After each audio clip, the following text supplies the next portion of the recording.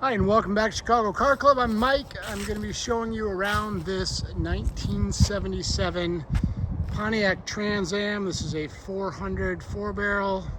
It's a 4-speed car. I'm going to take you around. It's a little bit of a project. We got it from the second owner who bought it, I believe, the second year. So in 78, I think he purchased it.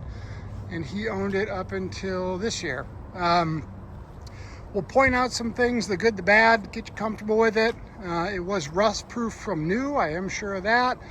It's in pretty good solid shape. It's got some custom body stuff done around the wheel openings, which was actually done in metal, which is kind of cool. A couple things we'll point out as we get around it. I do want to note it does run, although today when we went to start it, it didn't turn over. I don't know if it's the starter, the solenoid, or what's going on, but it runs not well. It definitely needs an engine rebuild. We're sure of that. A couple things we did to it. We did a new fuel tank on it. It's got a brand new carburetor on it. And redid some of the vacuum lines and stuff in an attempt to get it running. It had been sitting for a number of years. And once we fired it up, we realized it definitely needs to be rebuilt. Spins over fine, the motor's free, but we noticed some coolant seeping from the heads, so likely head gaskets and whatnot. I would call this an engine rebuild, but we believe it's the original engine in the car.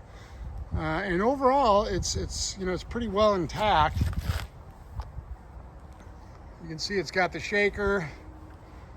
I'll show you some of the paintwork is older. It was definitely repainted at some point.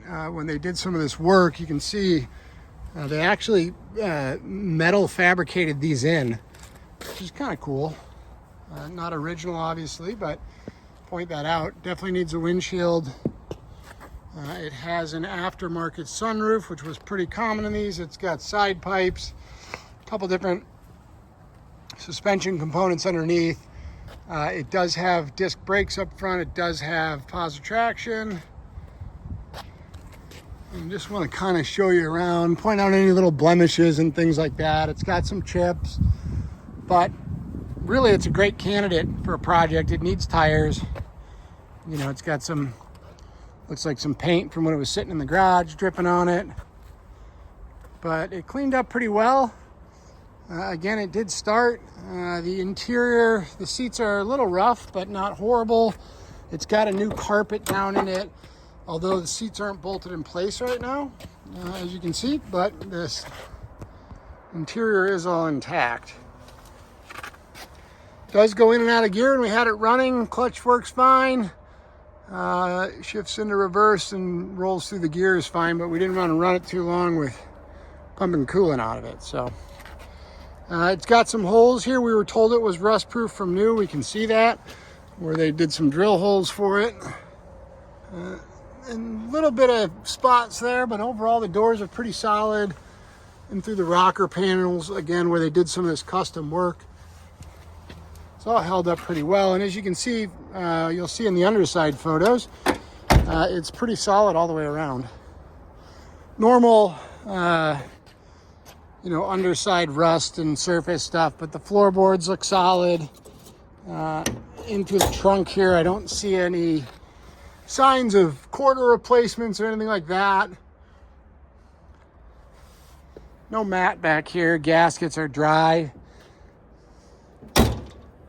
but it closes nicely. It shows, I think, 97,000 miles, which we believe from what we were told are original.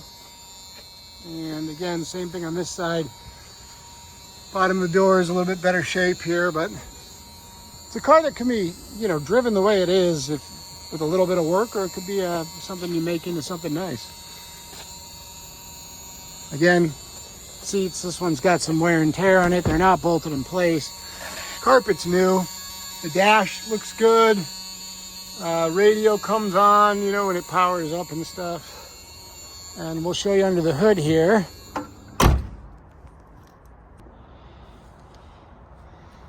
So AC, everything looks like it's there. It's still on R12 setup. It wasn't converted. We know the car hasn't run in quite a few years.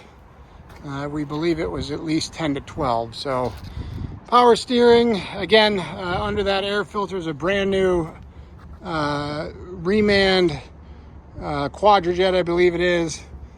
We sent the other one in for a core, so it's got a good head start on some of the parts. The fuel system, it's getting clean fuel, obviously, through a new fuel tank and sending unit.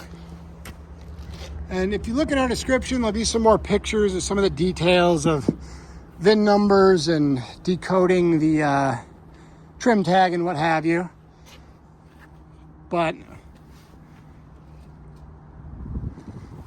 figure a video goes a little further. As always, I encourage you anytime to reach out by call or text to hear more. We can be reached at all times. You can call or text 312-420-3696. Again, 312-420-3696. Thanks for watching. We look forward to speaking to you.